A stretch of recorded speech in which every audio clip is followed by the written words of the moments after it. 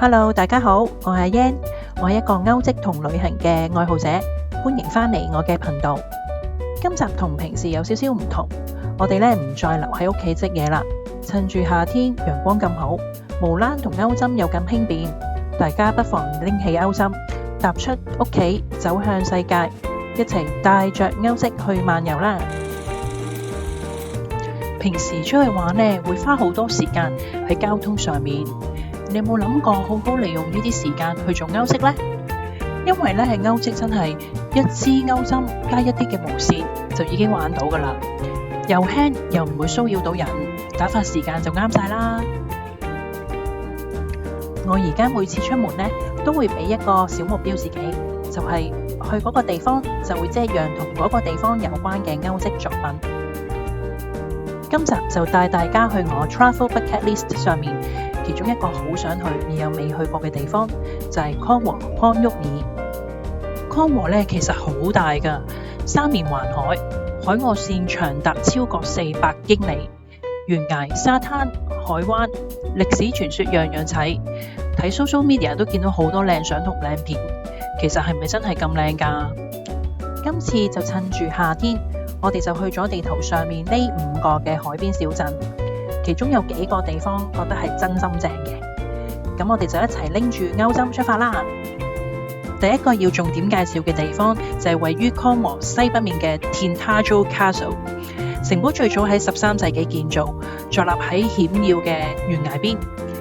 當我哋差唔多行到去海邊嘅時候呢，就會見到呢2條巧奪天工嘅懸崖橋啦。再加埋呢個向住大西洋嘅海景，真係好震撼啊！ Tintagel Castle 最出名呢，就係同亞瑟王 King Arthur 有關嘅傳說啦。相傳呢度呢係佢嘅出生地，而家呢只係剩翻啲遺跡喺度。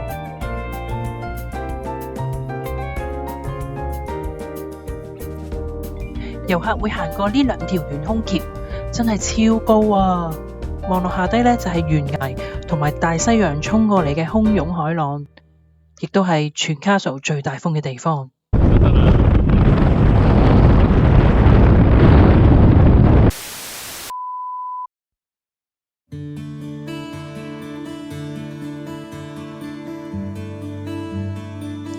喺城堡嘅下方呢，仲有一個海蝕洞 Merlin's Cave。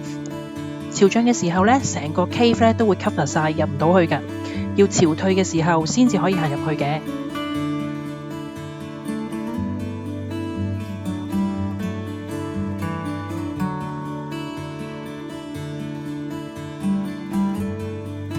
對出呢有一個好靚好 chill 嘅小沙灘，浪都幾大㗎，但係呢沙呢就好幼啦。要留意嘅係呢度嘅斜路同樓梯都比較多，大部分嘅路呢都係一啲有少少鬆散嘅沙石嚟嘅，都幾考體力㗎，所以呢就要有定心理準備啦。另外我哋呢應該太耐呢冇見過海，傻咗啊！我哋一見到個海呢就一嘢衝咗落沙灘先喎。其實呢就應該上咗 Castle 先，行完嗰2條橋呢，最後先至落個 cave 同埋個沙灘度。如果唔係呢，就會好似我哋咁呢，落完去又要再上返山，浪費咗好多氣力啊！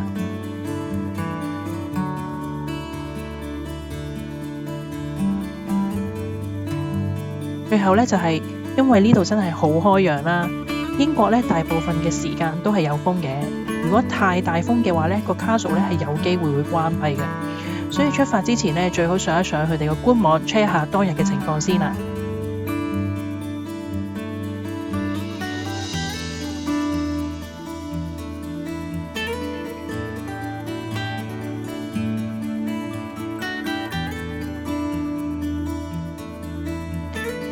我哋行完 Castle 呢已經好攰好肚餓啦。喺 Castle 出入口嘅對面呢，有一間叫做 King Arthur's Cafe 嘅鋪頭，一於嚟一個英式 afternoon tea 啦。當然就要試下當地名物。我哋 order 咗 Cornish pastry with salad and coleslaw， 同埋1份嘅 cream tea， 即係入邊已經有2個 scones， 同埋佢哋當地出名嘅 jam、clotted cream， 另外加一壺茶。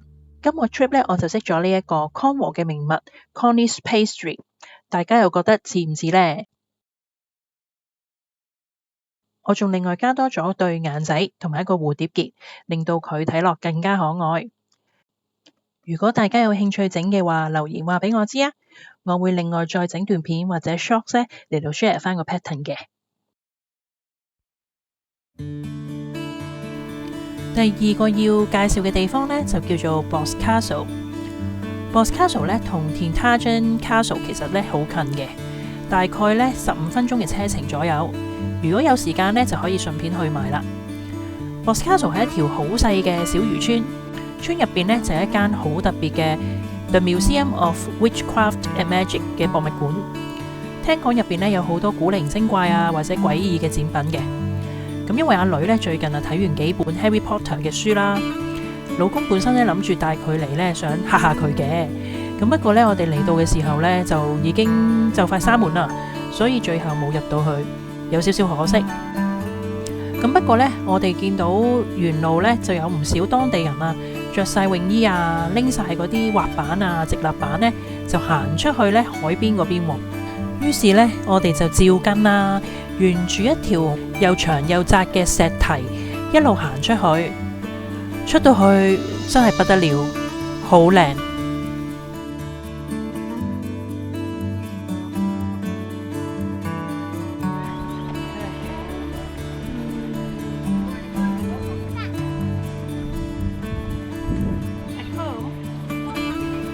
我哋喺呢度呢 hea 咗好耐啊，因為實在太舒服啦。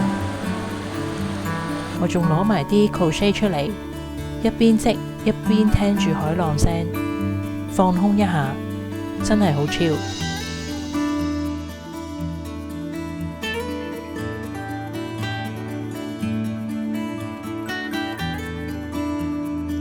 除咗康和之外呢，其實我哋仲去咗 Exeter 呢一個城市嘅。咁因為貪佢嗰度嘅住宿平啲啦，又啱啱呢係返屋企嘅中途站。Exeter 呢個市中心呢都幾大㗎，有齊晒 shopping centre 啊、餐廳啊、cafe 等等。嗰日呢明明係平日，但係呢依然都幾多人。我哋行過 High Street 嘅時候呢，仲留意到成條街都掛滿晒呢 Women's Rugby World Cup 2025嘅旗，成個 city 呢都好有活力咁樣喎。check 翻之後先知啦，原來 Exeter 呢係今年女子欖球世界盃嘅其中一個主場嚟嘅喎。比賽呢喺8月已經開始咗㗎啦，一直呢打到去9月底嘅。咁我哋咁啱遇到，都算係一個驚喜。仲有一樣幾特別嘅嘢呢，就係佢哋原來搞咗一個叫做 Red Roses Yarn Art 嘅計劃喎，就係呢呼籲全國嘅編織迷啦一齊呢織啲同呢個欖球世界盃有關嘅嘢。例如一齊織一啲嘅紅玫瑰啦，就代表咧 England Women 啦，咁或者係一啲紅色、白色嘅彩旗啦，或者係有欖球圖案嘅 Granny Square 等等。完成咗之後咧，就會喺比賽期間咧喺當地某啲地方咧就展出嘅。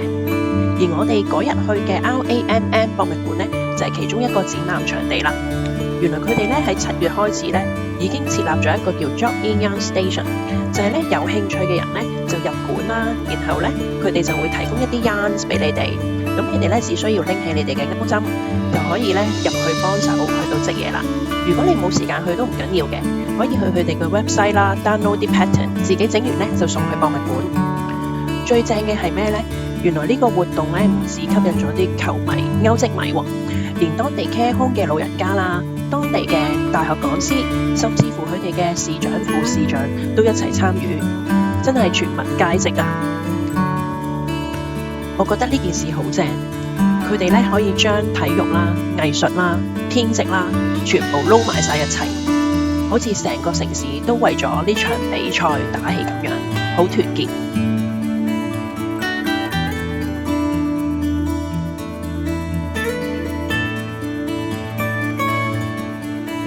如果大家都有興趣，就趁住而家，直到去9月27號去參觀一下，感受下呢個咁正嘅氣氛啦。如果你鍾意我呢集，希望你會 like、share 同 subscribe 我個 channel。咁下集見啦，拜拜。